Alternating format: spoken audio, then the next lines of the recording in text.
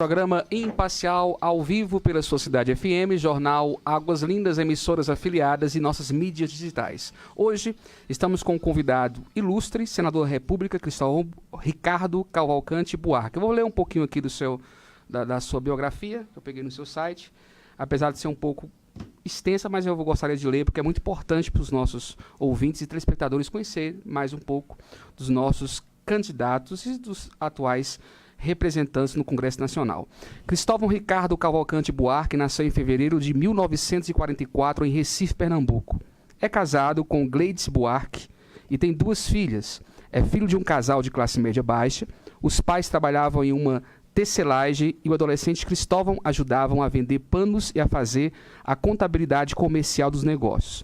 Quando estudante, trabalhava ministrando aulas particulares de física e matemática, especialidade que o fez optar pelo curso de engenharia mecânica, aproveitando o clima desenvolvimentista do país nos anos 50 e 60.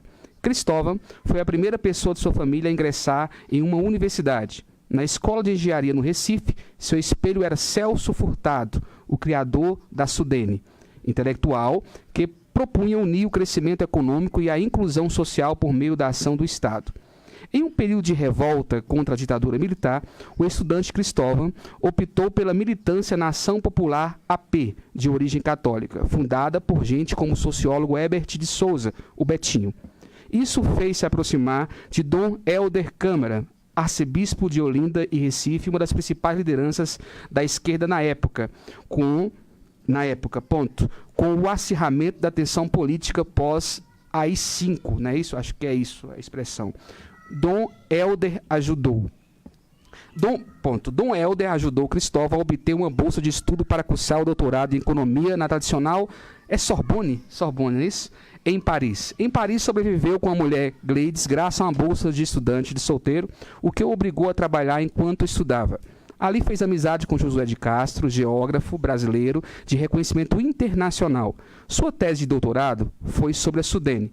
Em 1970, quando foi para Paris, a 1979, quando voltou ao Brasil, Cristóvão concluiu o doutorado na Sorbonne e trabalhou 6 anos no Banco Interamericano de Desenvolvimento, BID, onde chefiou equipes de elaboração de projetos financiados pela instituição em toda a América Latina. No BID, consolidou a certeza de que o liberalismo econômico não é suficiente para enfrentar a pobreza, incluir os necessitados e que o Estado tem que investir em áreas-chave para que isso aconteça. Professor, o senador, em 79, voltou ao Brasil para dar aulas no Departamento de Economia da Universidade de Brasília, a convite de Edmar Baixa, o economista que criou a expressão Belíndia, acredito que é isso, né? Para designar o contraste econômico e social existente no país, em que convivem riqueza igual à da Bélgica com a miséria indiana. Na UNB, onde a democracia foi retomada antes que o mesmo fenômeno ocorresse no resto do país, Cristóvão acabou protagonizando um evento histórico ao seu primeiro reitor eleito da instituição. Isso em plenos estertores do regime militar. Eu gosto de ler, Cristóvão. Eu gosto de ler. Isso aqui foi pego no seu site. A produção pegou e me passou. Só que ela pegou e me passou com algumas vírgulas e pontos ali que está faltando. Sua administração à frente da universidade fez com que a UNB se tornasse uma referência nas discussões acadêmicas e políticas nacionais e mundiais dos anos 80. Construiu o equivalente a 40% de tudo o que tinha sido feito antes. Abriu campos para a sociedade e, pela primeira vez, deu a voz a movimentos sociais que depois viram a se consolidar no cenário nacional, como os seringueiros liderados pelo Chico Mendes na Amazônia. Muito bom. Também foi na UNB que ele estabeleceu as linhas gerais de seu pensamento sobre o desenvolvimento econômico e inclusão social presente nos 20 livros que escreveu e que podem ser resumidos em algumas expressões. Uma delas, a apartação, como classifica o verdadeiro apartheid social existente no país, com pobres condenados a ser pobres por falta de estudo e oportunidades. Outra, a igualdade de oportunidades, que só é possível com investimentos maciços na educação. Outro, o de choque de ética no capitalismo, que inclui o componente ética no sistema econômico como essencial para a redução de desigualdades. Foi na UNB, em 86, que Cristóvão projetou as linhas gerais do Bolsa Escola, programa que ganhou o mundo e consiste em fazer o Estado pagar as famílias pobres para manter seus filhos nas escolas, uma evolução de projetos da renda minha vinculados à assistência social, defendidos pela esquerda. Cristóvão ocupou a reitoria da UNB de 85 a 89. Saiu de lá diretamente para o governo do DF, onde implantou a Bolsa Escola em dezenas de outros programas sociais que fugiam à lógica da esquerda corporativista e a direita assistencialista. Na economia, propôs parcerias com a iniciativa privada em áreas fundamentais para o desenvolvimento regional. Assim como a Bolsa Escola, diversos outros programas implantados por ele cobravam uma contrapartida dos beneficiados. Fez questão de não dar de graça e de não usar o Estado para o atendimento apenas de parcelas bem organizadas da sociedade. Também não fez promessas que não podia cumprir. Administrou com respeito à responsabilidade fiscal, de olho no bem comum e com prioridade às necessidades mais imediatas da população menos privilegiadas, principalmente a educação e saúde e a inclusão social. Seu governo de 95 a 98 foi bem avaliado por 80% da população, governo DF, não é isso? Além da Bolsa Escola, Cristóvão propiciou outra revolução no Distrito Federal ao promover a campanha educativa e repressiva que reduziu 40% das mortes no trânsito e fez com que o DF passasse a ser, e é até hoje, a única unidade da federação em que os motoristas pararam na faixa para a passagem de pedestre. Fora do governo, a partir de 99, criou a organização não governamental Missão Criança, que manteve viva a Bolsa Escola em um momento em que o governo federal ainda não havia implantado programa semelhante. Graças à Missão Criança e à pregação incansável de Cristóvão, a Bolsa Escola foi adotada em países da América Latina e da África. Graças a ele, também uma proposta ousada começou a ser encarada seriamente nos fóruns econômicos mundiais e da troca da parte da dívida externa dos países do terceiro mundo. Estamos terminando aqui. Rapaz, que biografia, hein? Eu acho que não chegou nem a metade ainda do que... Eu acho que tem muito mais coisa, só isso foi encontrado no seu site. De investimentos em educação. Em busca de apoios para isso, Cristóvão cruzou o mundo todo, de Wall Street ao Vaticano. Graças a isso, o governo argentino obteve da Espanha o perdão de parte da sua dívida em troca de investimentos em educação. Não sabia disso, Cristóvão. Não sabia, sabendo agora. Em 2003, foi nomeado ministro da Educação do governo Lula. Sua atuação foi inspirada no amigo Darcy Ribeiro e em Leonel Brizola. Por causa de Brizola, em 89, recusou-se a serviço de Lula nas primeiras eleições depois da ditadura militar. Parabéns. Como ministro, alfabetizou mais de 3 milhões de pessoas em um ano. A primeira meta da sua administração interrompida intempestivamente. No Senado Federal é chamado pelos seus pares como senador da educação, tendo em vista sua defesa intransigente da educação como caminho para o desenvolvimento e a justiça social. É o senador que mais aprovou leis desde a Constituição de 88, 30 anos, e o segundo desde a Constituição de 46, 72 anos. No Senado, Cristóvão já presidiu a Comissão de Relações Exteriores e Defesa Nacional, Comissão Mista de Controle das Atividades de Inteligência, Comissão de Direitos Humanos e Legislação Participativa e Comissão de Educação, Cultura e Esportes. Vamos a um vídeo sobre Cristóvão que fala 1 minuto e pouco sobre educação.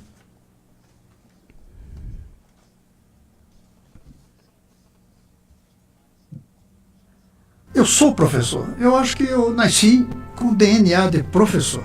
Mas isso tem uma explicação cultural. Eu creio que foi minha família. Meu pai e minha mãe, ela uma operária tecelã, ele um representante comercial. Nenhum dos dois terminou a 4ª série, mas tinham livros em casa. Fizeram com que todos os seus filhos estudassem.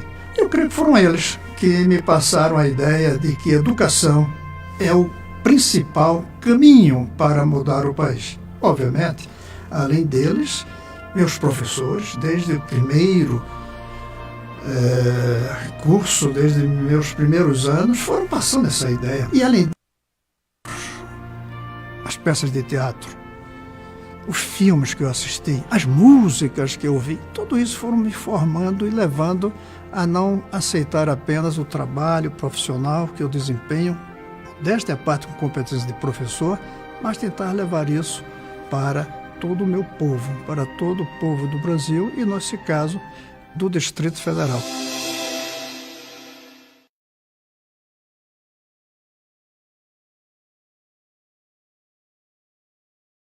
Parcial na Cidade FM, Jornal Águas Lindas, emissoras afiliadas em nossas mídias digitais. Voltando ao vivo para a nossa Cidade FM, Jornal Águas Lindas, emissoras afiliadas e mídias digitais, programa imparcial com apoio da Faculdade Mauá. Estamos falando de educação e nada melhor do que se fazer um curso superior. A Faculdade Mauá está com promoção Test Drive, onde você paga 50%, onde você não paga nem a matrícula, escuta isso, nem a matrícula, olha só, primeiro mês grátis e 50% da sua bolsa. Está esperando o quê? Administração, pedagogia, filosofia e aí vai. Estamos hoje com o senador Cristóvão Buarque. Seja bem-vindo, senador. Boa tarde. Boa tarde para você e para todos os ouvintes. Fico muito feliz de estar aqui falando. Me dirijo especialmente a cada um de vocês nesse sábado, que estão preparando a comida, que estão se preparando para comer, que estão conversando, que estão fazendo compras, que estão no trânsito. É um prazer estar aqui com vocês, em Águas Lindas, e falando sobre o Brasil, sobre o Distrito Federal, sobre Goiás e também sobre as eleições que vêm aí. Correto. Na mesa da imparcialidade para conversar com o senador, durante esses minutos, está a nossa pedagoga Hilda Nepomuceno. Seja bem-vinda, Hilda. Eu estou extremamente lisonjeada. E mais ainda em saber que o senhor reconheceu quem é meu pai. Acabei de mostrar a foto do meu pai aqui e o senhor reconheceu. É de extrema gratidão e respeito que te digo que estou muito feliz de tê-los aqui, de estar aqui com o senhor junto à nossa mesa e espero que todos que nos ouçam, que estão nos assistindo também pelo Facebook, pela Rádio Cidade, possam também sentir a mesma emoção e o prestígio. Deus te abençoe. Ao lado dela, Valdivino de Oliveira, 22 anos de imprensa no Goiás, em Águas Lindas. Seja bem-vindo, Valdivino. Um bom dia a todos. É momento oportuno, né, de extrema oportunidade de ouvir o nosso senador, homem que tem uma história muito marcante na política brasileira e é um espelho, né, para a gente ver que ainda há como ser político e ser aí um homem preparado, respeitado, né, como o nosso senador. Me fez lembrar de uma capa do jornal Águas Lindas.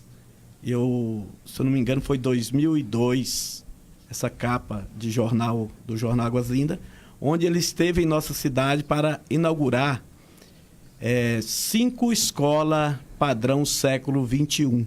As primeiras escolas estaduais construídas em Águas Lindas de Goiás. Ele esteve aqui na inauguração e foi capa do jornal Águas Lindas. E hoje nós temos essa honra de estarmos aqui junto para falar sobre política, porque o momento é oportuno. Correto. Senador, vamos falar sobre política para a gente começar nosso bate-papo. O senhor teve 12 anos no PDT, não é? Partido do saudoso nosso constituinte Manuel Brizola. E o senhor decidiu ir para o PPS. Eu até notei aqui, o senhor discordou de alguns rumos que o partido estava tomando no comando de Carlos Lupe. Eu não vou pedir para o senhor citar, só se o senhor achar por bem, mas o senhor foi para o PPS, correto? E o que fez realmente o senhor sair do PDT? Foi por discordar esses rumos que o partido estava tomando ou porque o partido decidiu lançar o cearense Ciro Gomes à presidência e o senhor já era um nome bem cotado, eu vi nas pesquisas, o senhor poderia vir, já foi um presidenciável, né, na nação e na época a minha família toda, eu sou cearense, do estado do Ceará, votou no senhor. Porque minha mãe é professora de Mobral, a minha família toda é professores, então eles tinham um sonho de ter um professor na presidência da República. Então a primeira pergunta para o senhor é o seguinte, a sua saída, mudança de partido que é democraticamente justa, é óbvio, né? Estamos na democracia, na república, foi por causa realmente por discordar dos pontos com Carlos Lupe ou porque o partido decidiu lançar Ciro Gomes à presidência? Primeiro, já que você começou com a biografia, eu me sinto à vontade de falar um pouquinho mais. Sim. Eu creio que eu fui do PDT desde sempre, antes dele existir. Porque eu, com 16, 17 anos, lá em meu Pernambuco, eu acompanhava Brizola no Rio Grande do Sul, Miguel Arraes em Pernambuco, foram os dois inspiradores políticos que eu tive, e eu creio que eu já era brizolista e arraizista. Sempre combinei os dois. Não existia PDT, naquela época era PTB. O PDT só veio muito depois do regime militar, mas eu sempre fui brizolista, no sentido, primeiro, de colocar a educação como eixo do progresso. Brizola foi o único dos grandes políticos brasileiros que colocou a educação como eixo do progresso.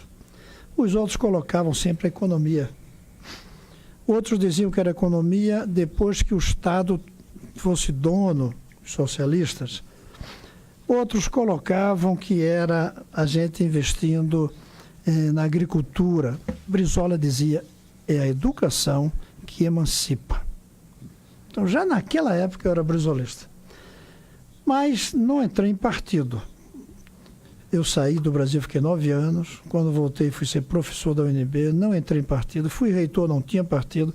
Depois que saí da reitoria, chegou uma hora que tinha que entrar no partido. E aí eu entrei no PT, não no PDT. Porque a escolha de um partido tem muito a ver com o lugar onde você está. No Distrito Federal não tinha como ser PDT. Não existia praticamente. Era um partido incipiente. Só tinha mesmo o Brizola e lá no Rio de Janeiro. Fiquei no PT 15 anos. Mas vi que o PT perdeu o rumo. As pessoas dizem que eu saí do PT. Eu costumo dizer, o PT que saiu de mim. O PT que deixou de ser PT. O PT que... Mudou a essência? Que mudou a essência. Mudou a melhor maneira de dizer. Quando ele mudou a essência, eu saí. Eu dizia, não, isso que você disse, perder a essência, eu dizia da seguinte maneira, o PT perdeu o vigor transformador da sociedade. Saí e fui para o PDT, que na verdade era o que era a minha raiz. Mas de fato, 2 ou 3 anos atrás, eu senti que o PDT passou a querer o poder de qualquer maneira com Ciro Gomes. Sim. E nós todos que estivéssemos no PDT íamos ser uma espécie de massa de manobra para viabilizar esse projeto, que eu não vejo como um bom projeto para o Brasil. Não vejo. Então, saí do PDT. Aí, me abriguei no PPS, onde eu tenho como presidente um amigo meu de juventude. Eu e Roberto Freire fizemos política sempre juntos. Embora ele era do Partido Comunista e eu era de um partido católico, cristão, ligado a Dom Helder Câmara, ao Betinho, como você citou, chamado Ação Popular. AP, né? AP. Então, nunca fui do mesmo partido do Roberto. Mas o partido PPS, a meu ver, fez uma ruptura depois da queda do muro de Berlim, que, a meu ver, caminha na direção certa. Sim. Que eu digo que é o seguinte: primeiro, não se faz justiça social sem economia eficiente. E erra a esquerda tradicional quando diz que vai fazer justiça social mesmo sem economia eficiente. A prova de que está errado é a Venezuela. Isso. Você não vê um analfabeto chegando em Roraima, vindo da Venezuela, porque eles erradicaram o analfabetismo, sim, mas não tem emprego.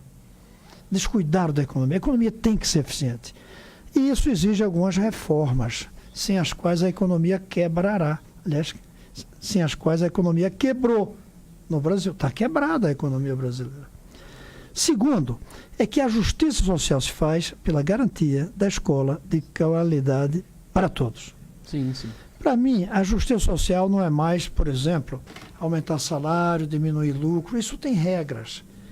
É garantir o filho do trabalhador numa escola tão boa quanto o filho do patrão. Como os outros países do mundo já fizeram. No Brasil, quando a gente fala isso, as pessoas acham que parece é demagogia. Utopia, né? Parece utopia, melhor. Exato. Mas é assim em quase todo lugar. Eu tenho citado muito uma entrevista que li recentemente do jogador Raí. Lembra dele? Sim, lembro. Você só tricolor paulista. Tá bom. Uma jornalista perguntou ao Raí o que mais o impressionou quando ele jogou no Paris Saint-Germain. Sim.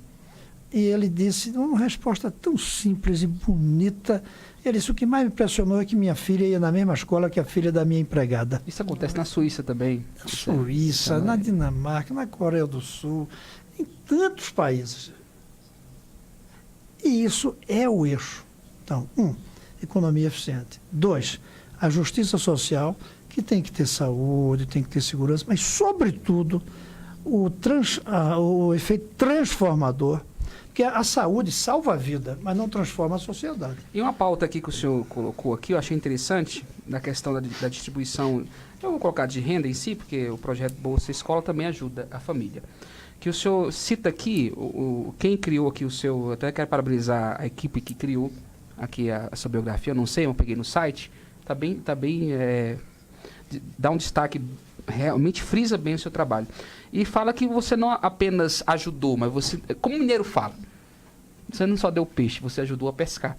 Que uma das dificuldades do governo que eu vejo, que o PT, aqui é a esposa dele, eu queria que eu filmasse a esposa dele aqui, que é muito bom, a dona Gleides, mostra ela aqui.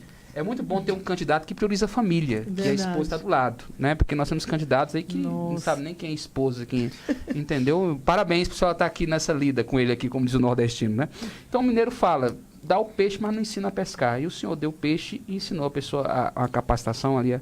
E um dos erros do governo, eu acho a pauta socialista importantíssima no termo da divisão de renda, de riqueza, mas eu vi no governo do PT, nesses quase 20 anos que passou aí, dividiu-se a renda, mas não ensinou, não deu a capacitação.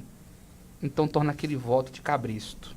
Então eu acho a divisão de renda importantíssima, mas eu acho que a educação, a capacitação tem que ser priorizada aí no governo. Não há como distribuir renda sem distribuir educação. Isso. Essa ideia de que a gente enche um helicóptero de dinheiro e sai jogando pela cidade, vira lama quando o dinheiro cai no chão e tem chuva.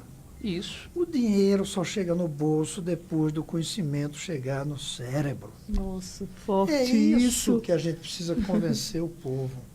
Você pode distribuir um pouquinho de dinheiro, Mas tem que ensinar a pescar, né, mas Cristóvão? não fazer a grande distribuição. Não dá. Você pode fazer uma bolsa escola, bolsa família, quanto? R$70. No meu tempo era um salário mínimo por família.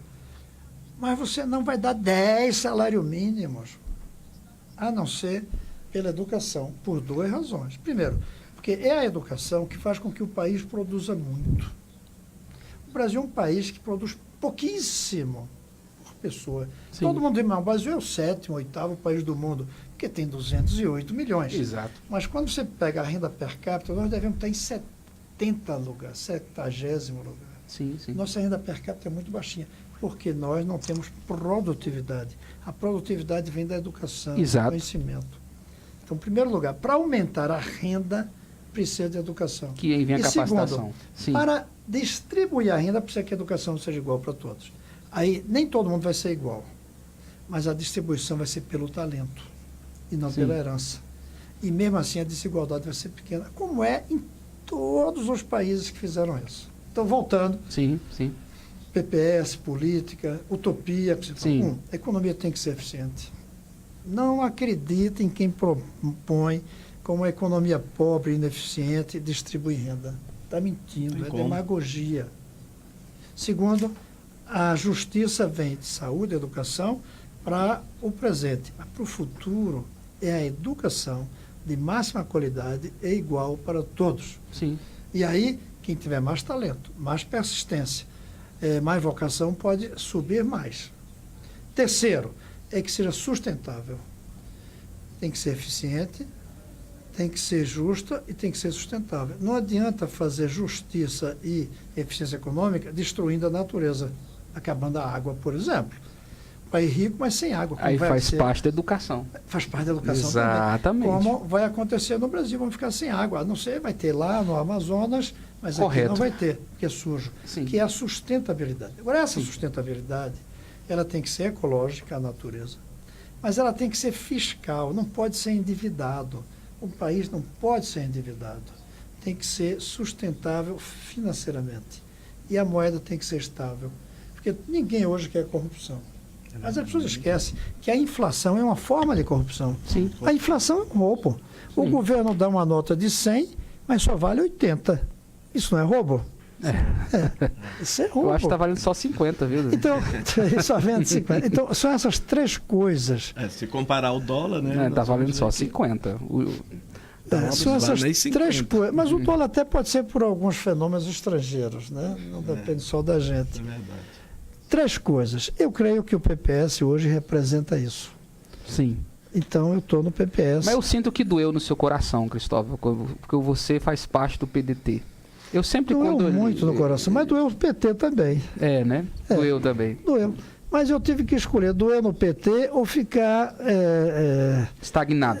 estagnado e doer na consciência. Entendi. Continuar num lugar em que você não está bem, não representa o que você deseja, lhe deixa Eu entendo isso. conscientemente mal. É como um casamento ruim, Isso. entendeu? Não tem Então, mais prazer na luta. Não tem mais prazer na luta. Hilda, nossa pedagoga. Educação é a pauta hoje da mesa com ele, né? Vamos lá. Primeira pergunta sua Eu tô ao até nosso senador. temerosa, porque como falar diante do senador, né, e um precursor... Não, Mas você ouviu a história dele, é um homem simples. Sim, não, completamente. Esta é uma E, grande aliás, meu pai está É. dizendo exatamente isso, o quanto o senhor é tão simplório, né, e receptivo. Mas aqui, eu queria fazer uma pergunta para o senhor em relação à sua campanha de reeleição. O senhor manifestou uma preferência com a dona Marina Silva. Eu queria saber se existe uma receptividade das pessoas para essa opção do senhor? Deixa eu explicar. Isso aconteceu sexta-feira numa rádio como essa, no Guará. Isso. Eu não vinha dizendo em quem vou votar para presidente, porque eu tentei construir uma candidatura pelo centro, que não estivesse com os extremos, que é o meu Entendo. medo dessa eleição. Nós temos uma disputa entre dois extremos. Vai ser muito ruim para o Brasil qualquer dos dois que vencer, se vier para o extremo. Eu sempre falo isso, o extremo é O preocupante. extremo é preocupante. Preocupante. E por isso eu dizia, eu vou esperar ver quem é que tem mais chance de chegar no segundo turno vindo do centro. E 2 ou 3 meses atrás eu fiz um manifesto em defesa de que eles se retirassem e lançassem só um. Entendo. Ou um novo, ou um deles. Naquela época ainda podia ser o Mas o de senhor fora. considera a Marina centro? Eu Eu considero considero. ela petista até hoje. Não, vamos tirar Ah, centro, vamos sim. chamar responsável. Certo, É, entendi. foi bom você trazer. Entendi. Aliás, não é bom a palavra centro. Sim. Porque lembra esse centrão, lembra essas Lembra em coisas cima aí. do muro. Lembra em cima do muro. Algo que não tem decisão. que- Ótimo você trazer. sem- Eu sem chamo de foco. responsável. Responsável com as finanças, responsável com a democracia, tá entendendo? Responsável com as relações sociais. Então eu dizia, vamos ver como é que a gente faz. Mas não está saindo. Eu creio que o cara que tem mais condições de dar uma tranquilidade no Brasil é o Alckmin. Sei. Uma tranquilidade, fazer com que um governo responsável de alguns meses. Mas não vai chegar. Então, aí perguntou, mas vota em quem? Eu digo, se fosse hoje, eu votaria na Marina. Fosse hoje. Mas faltam ainda 14 dias. É verdade. E a gente não sabe Muita ainda água quem vai correr vota. debaixo da ponte. Eu acho que é a primeira vez que eu chego a 14 dias de uma eleição e Sem digo, uma decisão no sem uma executivo, decisão. O senhor não é o único, não. Eu também estou Não assim. sou o único, é verdade. Antigamente, 14 meses eu já sabia em quem votava. verdade. Eu tive no Guará um dia desse, Sim. na feira, e uma mulher, me lembro o nome dela, Dona Fátima, uma feirante.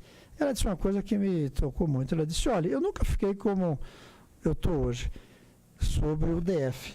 Ela falou em 11, eu nem sei se são 11. Tem 11 candidatos e eu não estou satisfeito com nenhum deles. Cristóvão, aí Ela vem a disse. pergunta, por que o senhor não veio para governador, já que eu ia fazer essa pergunta na pauta, já que os candidatos ao governo do GDF não têm trazido muita desejo da população. Você vê que o índice É verdade. votos brancos e nulos é enorme. Então, por que isso não veio para o pleito, para o governo? Eu posso dizer algumas razões. Sim. Passou o tempo de eu ser governador. Eu fui governador uma vez. Eu acho que essas coisas a gente volta, não é a mesma coisa. Você não volta com a mesmo entusiasmo, mesmo elan, você não empolga da mesma maneira pela segunda vez. Entendo. Segundo, eu tenho um papel a cumprir no Brasil também. E o Distrito Federal é um pedacinho do Brasil. Sim, sim. Ninguém pense que a gente vai ter uma cidade bem se o resto do Brasil for mal. E hoje o Brasil vai mal.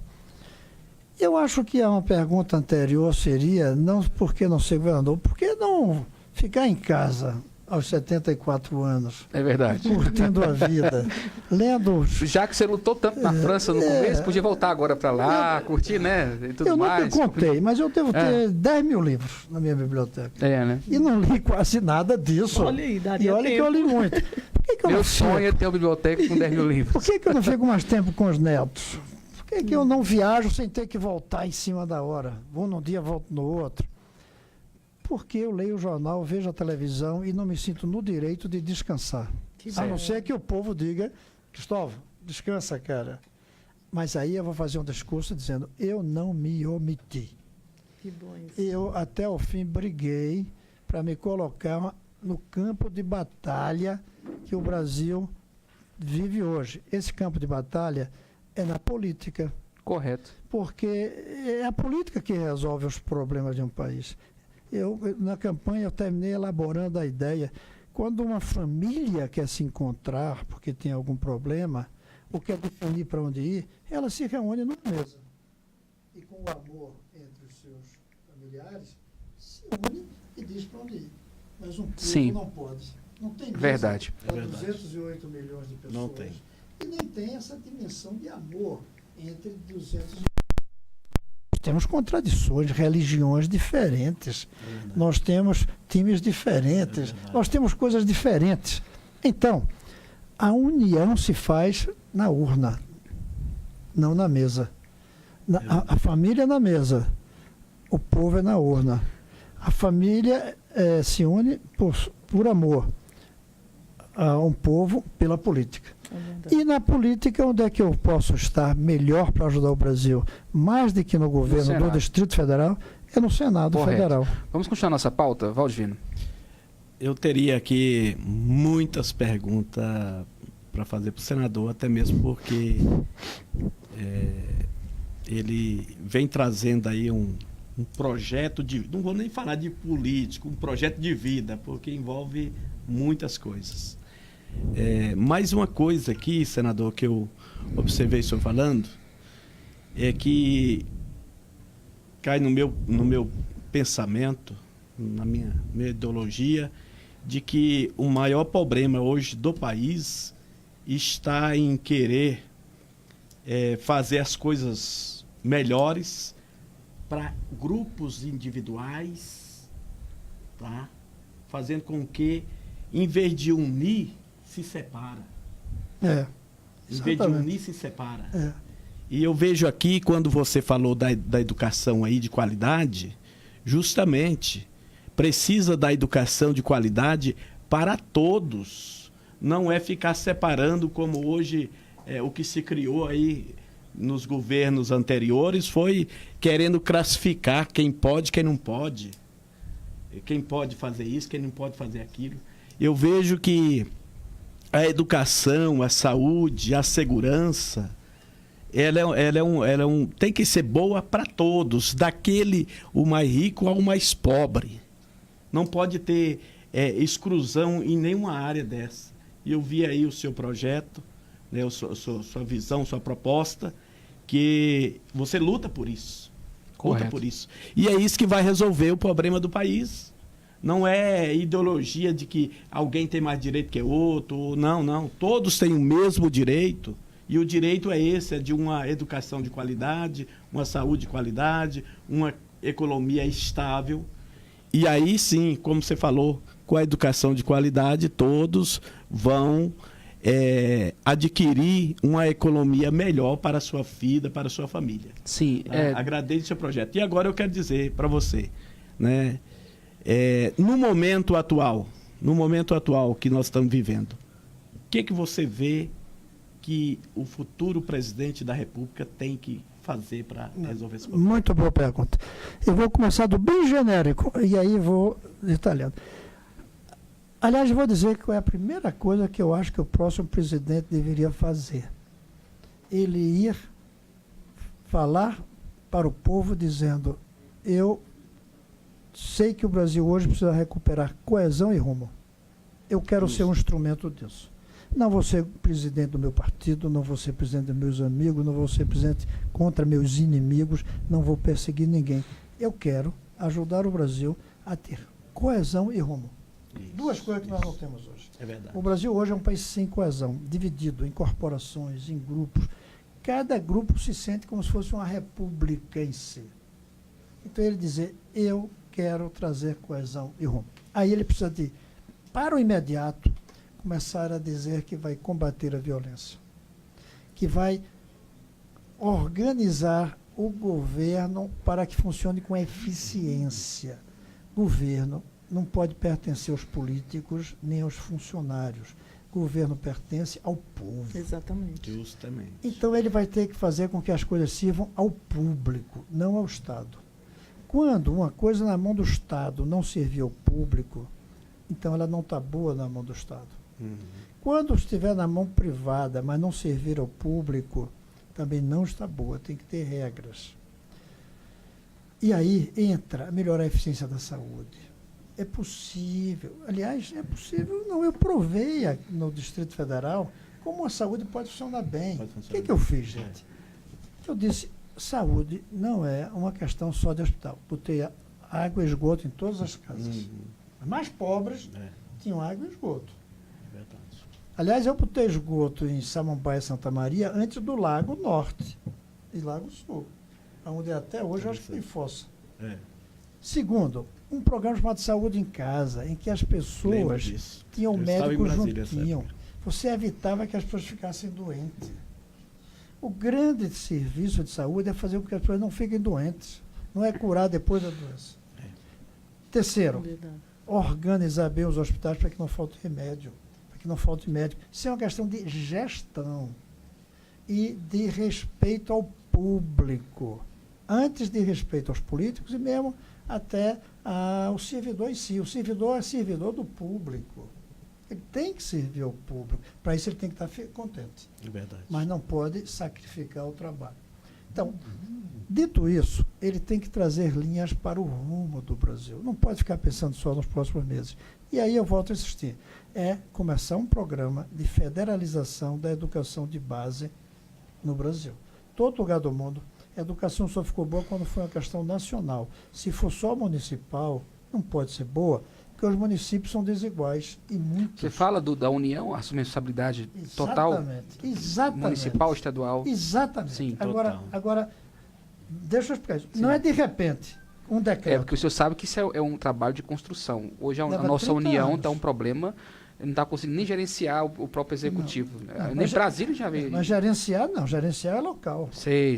A minha defesa é Investimento. federaliza a educação, Sim. vou explicar o que é, com descentralização gerencial. Nem o prefeito manda na escola, Sim. quem manda são os professores, os pais, os Então, alunos. o senhor vai ter uma guerra muito grande nos municípios, onde os vereadores tomam conta de cada Mas eu vou escola. dizer como é que a gente vence isso. Vou dizer como é que a gente vence isso. E terceiro, com liberdade pedagógica. Sim. O governo não vai dizer o que é que se ensina. É o professor, com os pais, ouvindo as famílias. Isso se faz com uma carreira nacional do magistério, como tem as universidades federais. Com prédios bonitos, bem equipados, como são as escolas técnicas, que são Correto. federais. Muito bom. Em horário integral. Agora, não dá para fazer isso no Brasil inteiro de repente. Isso a gente tem que fazer aos poucos. Eu sugiro que seja por cidade. Sim. A gente escolhe 100 cidades das 5.560 do Brasil e diz, vamos federalizar nessas 100? Depois dessas 100, e mais 100. Depois mais 200, depois mais 500. Em 20 a 30 anos chega a todas. Exato. E é assim que construção. foi feito no mundo. Esse negócio que o Raí viu na França, levou 40, 50 anos para a escola E ficar olha boa que para nosso país é um todos. país continental, Cristóvão. Exatamente, enorme. mas dividido em cidade. Você faz por cidade. Só que, como vai levar 20 a 30 anos chegar ao Brasil inteiro, eu tenho um projeto para isso. Certo. Uma PEC, uma proposta Sim. de emenda constitucional. Mas como isso demora, eu tenho uma outra que deixa. O governo federal adota de imediato a educação das cidades pobres. Boa. Você pega as mais pobres, Para acontecer aquilo que eu falei, todos têm, tanto o pobre como o rico, têm a mesma escola. educação. Sim. aí você diz, mas e os vereadores vão querer? E os professores vão querer? Depois que a gente fizer 200, 300 escolas, cidades, ninguém segura mais. Correto. Ninguém Você vai segura ter mais. aceitação Eu do falo- trabalho.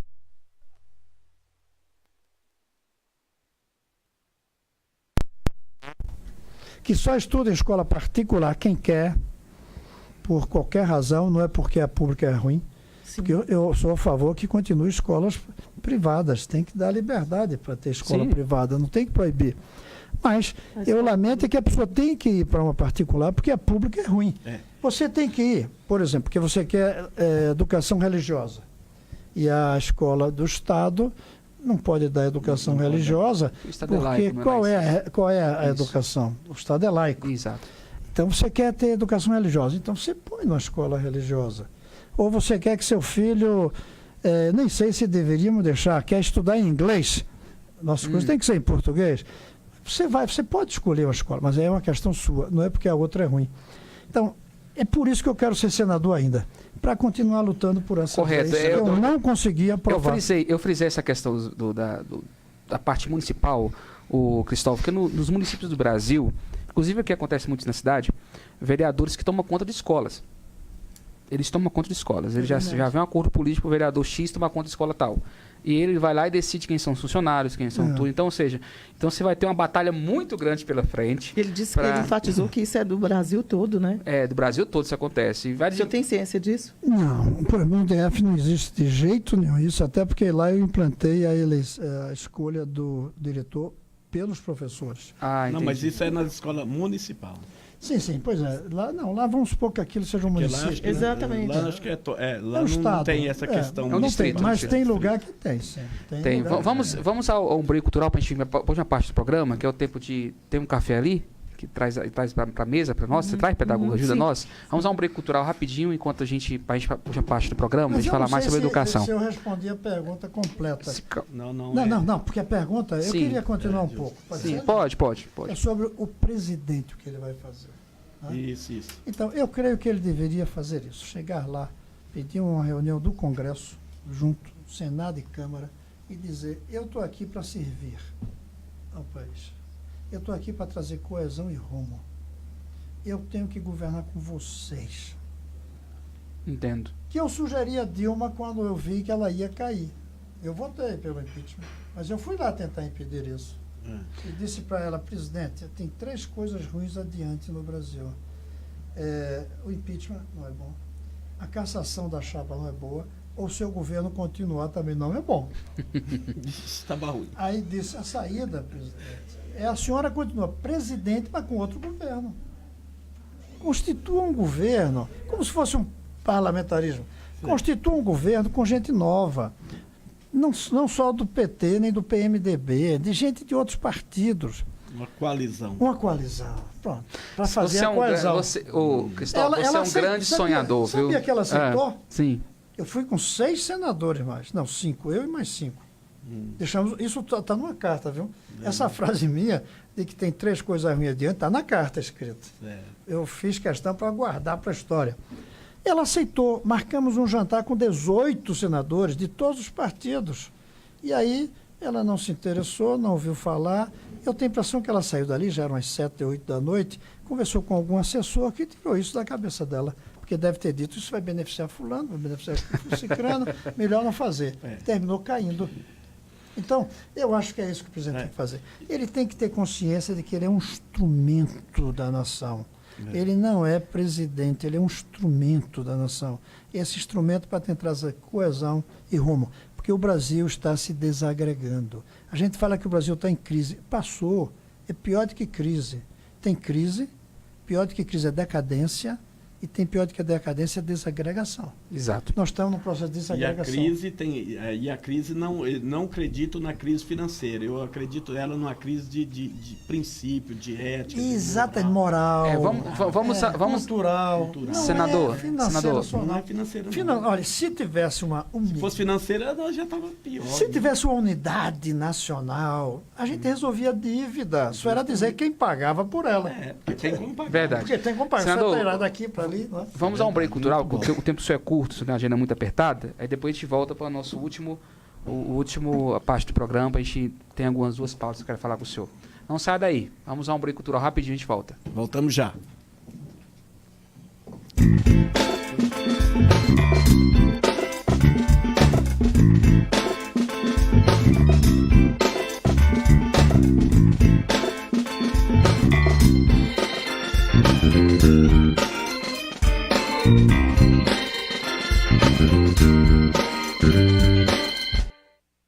Tem oferta quente em tudo que é canto. Tem muita variedade ao redor. É isso mesmo. Quem tá no Bretas, aproveita. Porque se tem oferta, é claro que tem Bretas. Tá no Bretas, tá em casa. Só na Mauá, você vai encontrar atendimento humanizado. Aqui você fala diretamente com os diretores. Só na Mauá, o sistema pedagógico me possibilitou fazer o curso de Direito, mesmo depois de muitos anos fora da sala de aula. Esses e outros diferenciais só na Mauá você vai encontrar.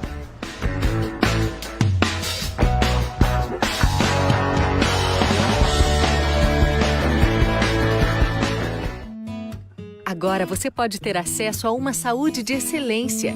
Santa Mônica Centro Clínico e Medicina Diagnóstica. Estrutura moderna e equipamentos médicos de ponta. Consultas e exames em um só lugar. Atendemos vários convênios médicos e particulares com valores acessíveis. Águas Lindas e região. Saúde de excelência para todos. Agende sua consulta. 3618-9100.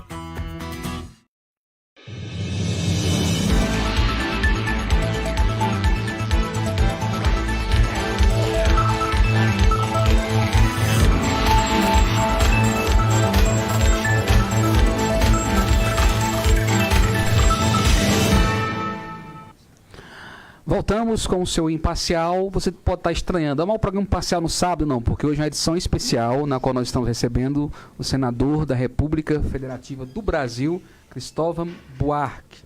E nós estamos aqui com uma pauta muito importante sobre educação e nós vamos continuar falando sobre educação.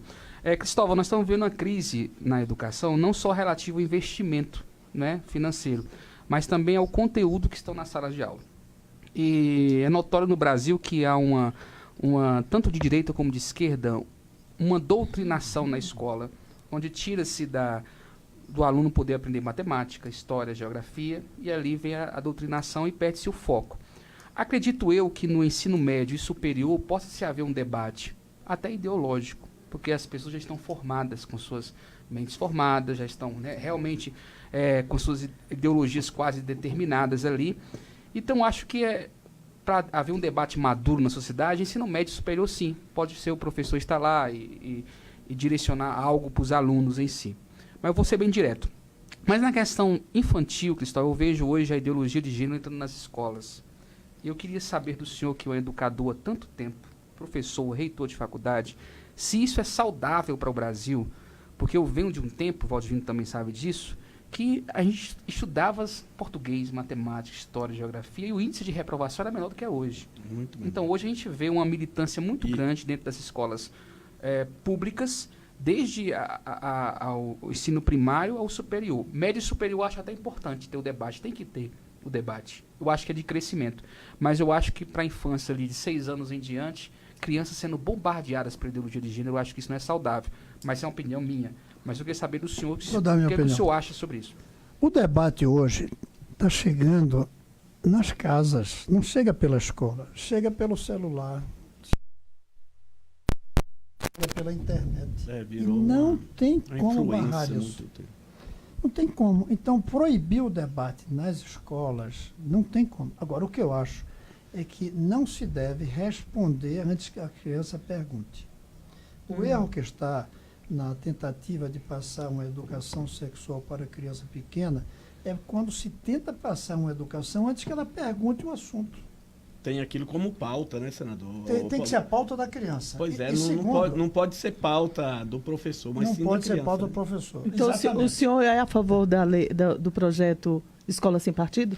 Não, mas vamos com calma. Deixa eu responder primeiro essa pauta, que aí senão é porque está atrelado. É porque está atrelado. Sim. Veja bem.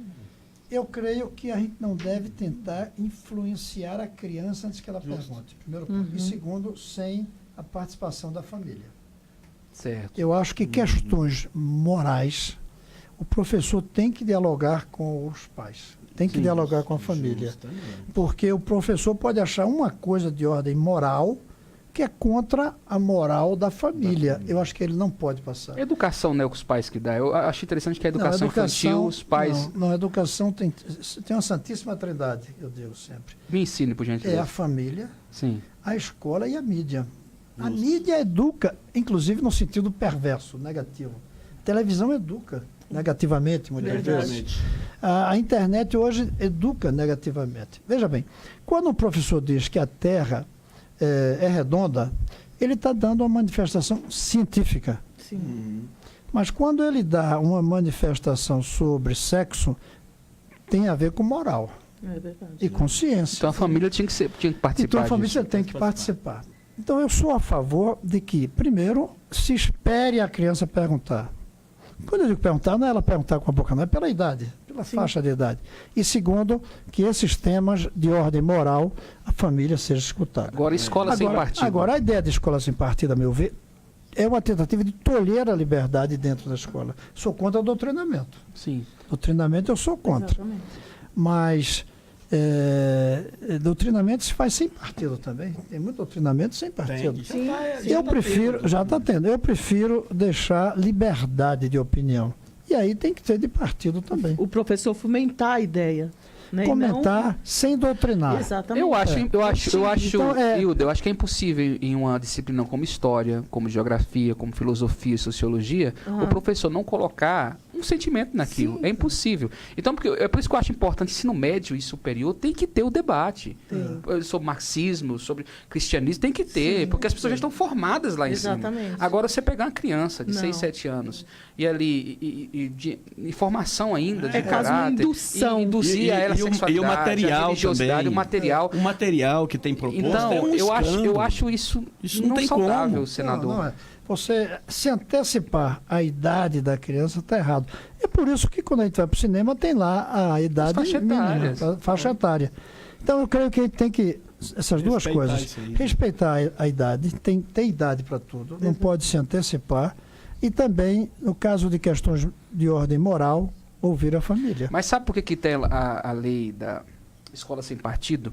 Porque hoje mais de 80% dos nossos professores têm a vertente socialista, que foi construída há muito tempo isso nas universidades. Parece que tá Então hoje já são adultos. entrelaçado, né? Então há um medo muito grande da direita de isso crescer mais ainda. Então a escola sem partido. Eu acho a escola sem partido importante, mas eu acho que ela Eu acho que deveria ser revista. Né? Alguns pontos. Ela tira o direito do professor de se Isso. expressar. Porque tem alguns temas, sim, que ele tem que se expressar. Sim. Olha, eu sou pastor, mas sou jornalista. Que eu sou jornalista. Então, tem pautas do marxismo, do socialismo, que eu não concordo. Eu tenho a minha descendência negra. Eu não tenho que falar, eu não fomentar. posso deixar que na universidade, onde há uma formação de opinião, não haja um debate, claro. Sim. Então, para que a universidade?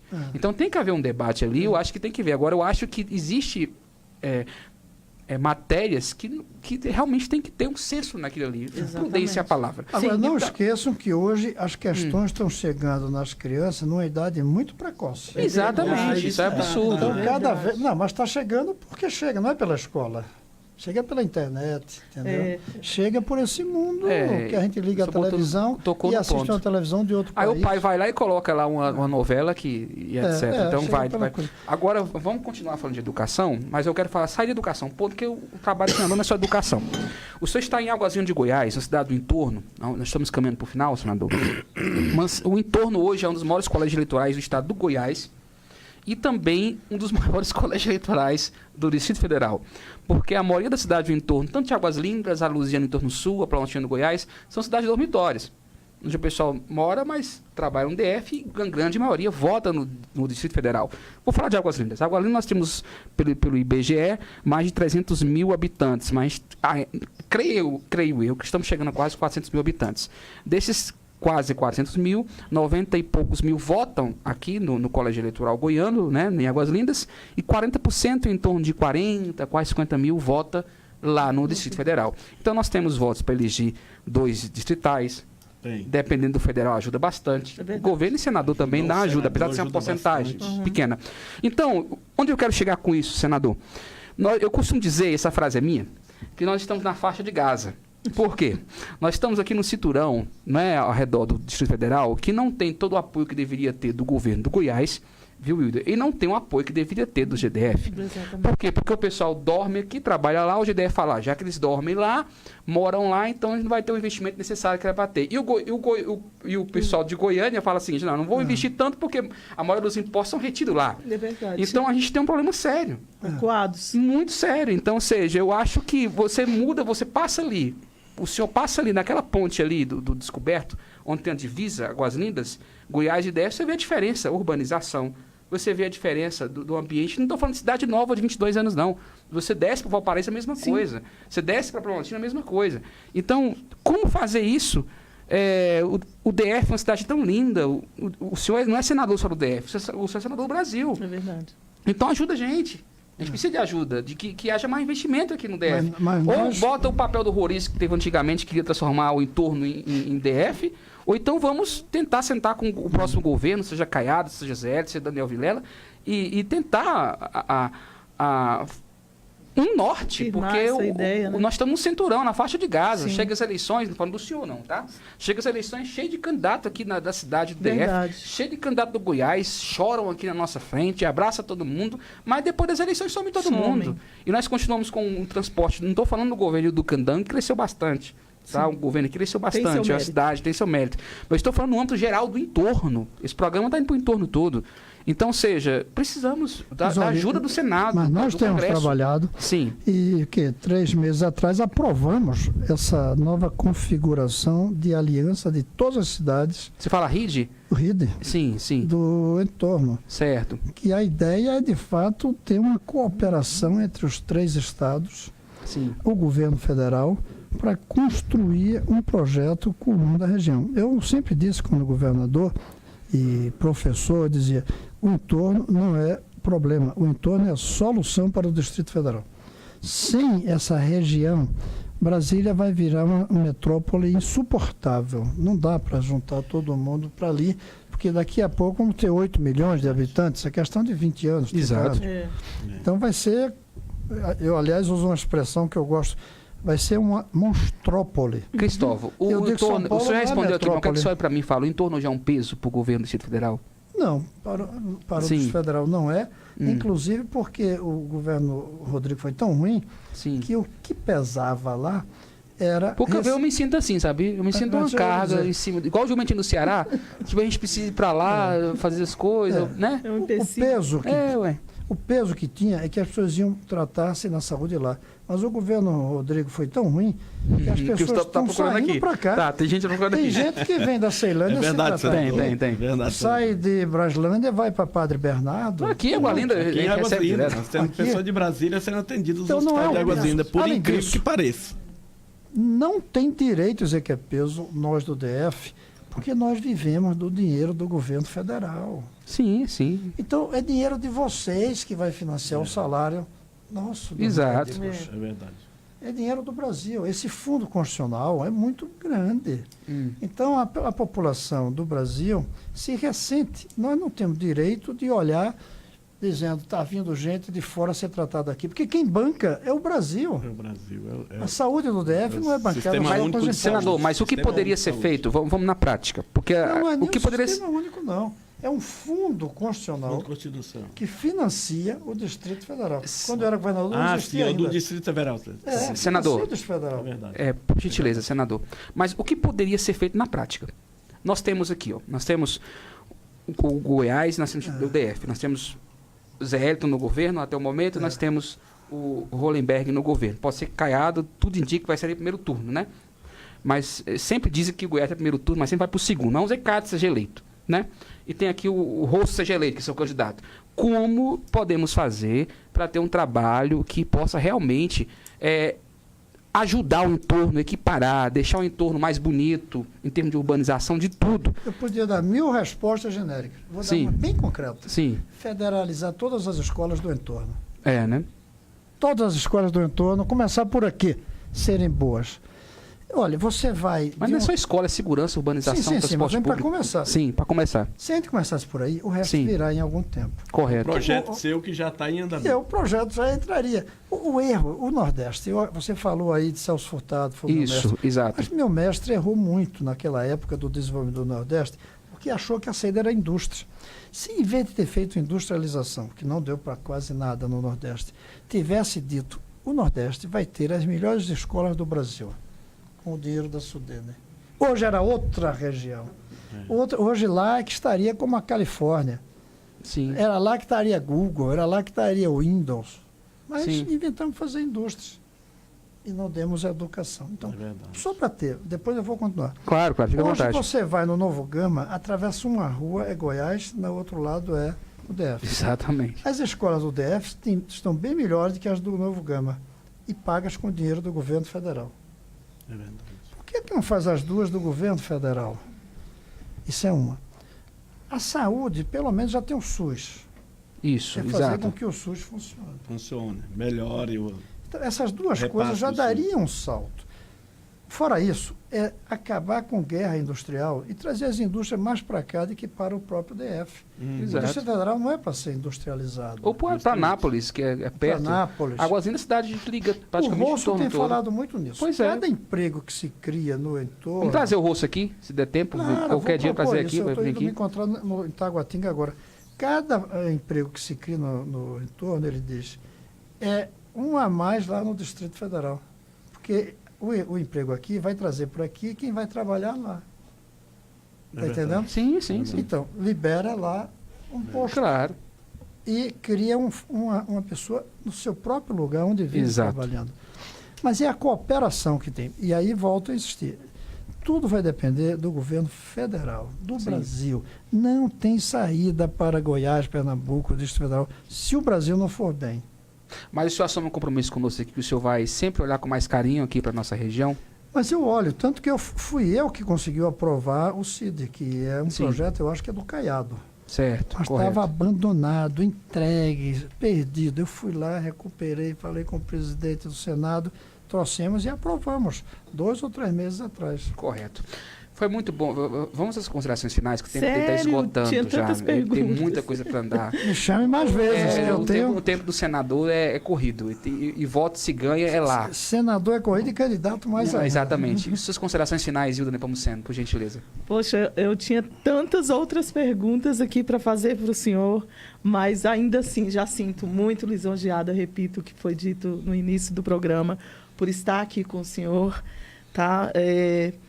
Eu quero te fazer um convite para que o senhor nos una conosco aqui, atrelado ao que ele pediu, para que olhe para a gente aqui com mais carinho. Eu tenho um projeto, não vou dizer o nome não, porque os vereadores daqui, eles não fazem, eles copiam. Tá? E então eu tenho pretensão, eu amo essa cidade já. Ela quer ser vereadora em 2020.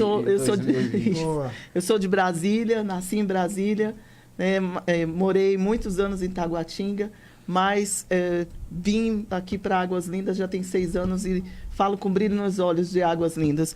E tenho esse projeto por conta dos jovens que são marginalizados e também o fato de que não chegam à idade adulta, não chegam aos 17 anos aqui.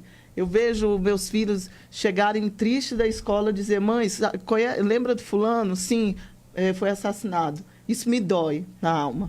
Me dói porque eu amo estar sendo hoje uma pedagoga, porque foi um professor que me tirou de uma depressão profunda.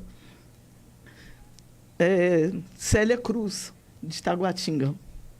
Então, o professor, ele tem um papel muito forte, muito grande, que não é só ministrar aulas. Se o professor tiver, de fato, for Nossa, eu lembro desse professor até hoje. Nossa, e eu? Nossa. Fátima, eu tinha 4 anos. Madre Blandina, em Taguatinga Sul. Eu tinha 4 anos. Então, assim, quem tem mesmo esse afinco pela profissão e tem a sensibilidade, não visa só o aluno. Aqueles milho que me colocaram no canto da sala me ajudou surtiu tanto. efeito, né? Tanto até hoje, não que vá fazer isso, então, assim, tanto. O professor, se ele tiver sensibilidade, ele não só visa o aluno, ele visa a família, porque a escola está atrelada à família também, né? Então, senador, muitíssimo obrigado. Eu quero pedir mais uma vez, una a Águas Lindas, se una a nós, tá? Nós somos, assim, subestimados, né? Como ele mesmo falou, e reitero, nós estamos, né, em Gaza mesmo. Então, por favor, que quem estiver nos ouvindo, nos assistindo, também dê o crédito ao Cristóvão mais uma vez. Repete o número dele, não estou falando o número, não é 233 o número do Cristóvão. 233. Cristóvão Buarque é 233. O senhor falou sobre mudança. Eu Isso. ainda não vou dizer o nome da mudança que eu fiz, mas está no seu peito, para um bom entendedor, Risca Francisco. Tá, eu fiz também uma mudança. Eu acho que as pessoas também têm que ver isso. O que é bom para você? O que é bom para a sua cidade? Né? Então, muitíssimo obrigada. O que é bom para o coletivo? O que é bom para o coletivo? Pronto. Muitíssimo obrigada, Obrigado, senador, amiga. Sempre e toda vou ter a sua contigo equipe. na mesa. Vamos lá, Valdivino, suas considerações finais. Bom, eu quero, antes de agradecer, eu quero fazer aqui um pedido ao senador, em nome de todos os usuários do transporte coletivo. Tá difícil, né? Tá fácil, não. Que já não aguenta mais sair pelas madrugadas com os ônibus lotados, em pé daqui para Brasília, e chegar lá ter que trabalhar o dia todo e muitas das vezes voltar em pé ainda. Senador, ajuda o povo nessa questão. Vivaldino, é claro Porque... que não faz parte da sua alçada, né? Ou dá para dar uma ligação, alguma coisa assim? Faz parte. Faz parte Faz da parte defesa. em Faz dois parte da sentidos. defesa. Então, desculpa, Faz parte no projeto nacional da Certo. mobilidade e faz parte tentando influenciar junto ao governo local. Ah, entendi. Justamente.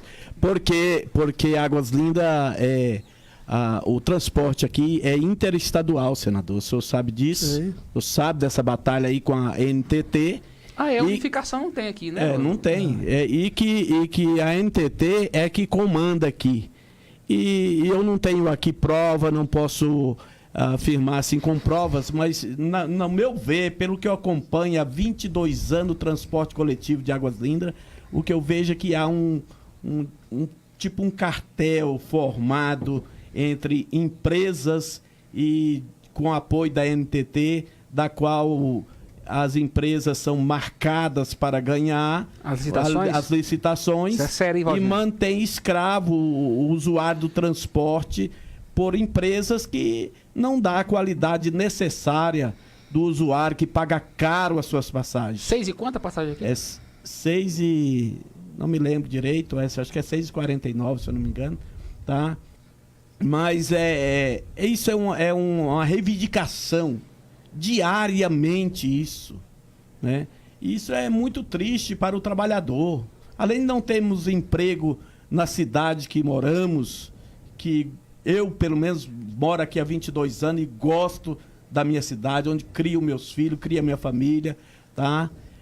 Deus me deu essa oportunidade de eu não precisar de trabalhar no DF, mas quantos outros pais de família trabalham no DF? Graças a Deus que tem o trabalho no DF, que senão seria pior, mas precisa aí dos senadores, dos governadores, entrar num consenso e resolver definitivamente o problema de mobilidade do transporte para Brasília. Tá? Eu quero fazer esse pedido ao senhor e pode contar com o meu apoio, que eu puder indicar de voto aí para 23... Não, 233. 233, 233.